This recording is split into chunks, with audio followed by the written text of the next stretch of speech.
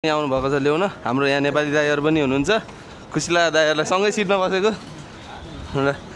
मलाई गाडी लिन आउँछ ठिकै छ धन्यवाद म हेरि यस्तो मान्छे है गाडी चलाउँदाखेरि आफैलाई गाडी लाउने मान्छे हो बहुत चिसो भएको अवस्था छ ल दामी भयो यार गाडी अगाडि भित्र छिटै टिके मेरो गाडी चढेको हुन्छ गरे सेम गाडी हो गरे मेरो गाडी दाइले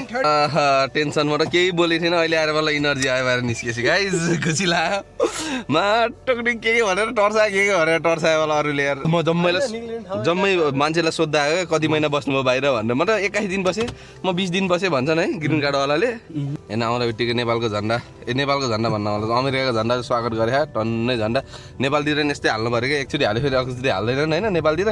टेन्सन त्यही गर्नु पर्यो अब गाइस के गर्ने यार टर्सा अब ट्रम्प डाइ आएर टेन्सन गर्नुभयो हाम्रो नेपालीलाई चाहिँ सुराकी लाउने काम चाहिँ नगरौँ है गाइस बात हुन्छ यार बिचारा पाप लाउँछ त्यो दिन एकचोटी सुराकीलाई हान्दा जिन्दगी भरिको पाप बोकेर बस्ने गाइस त्यही भएर नेपालीले भएपछि नेपालीलाई सपोर्ट गर्नुपर्छ जति रिस भए पनि लडे पनि मुक्का हानाहान गरे पनि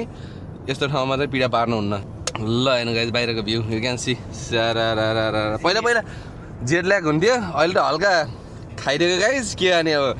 नखाने मान्छे नि खाइदियो आनन्दले सुट हेर्दा म त आनन्दले टेन्सनै भयो सकेसम्म नखानु नि फेरि खानु भन्ने हुन्न फेरि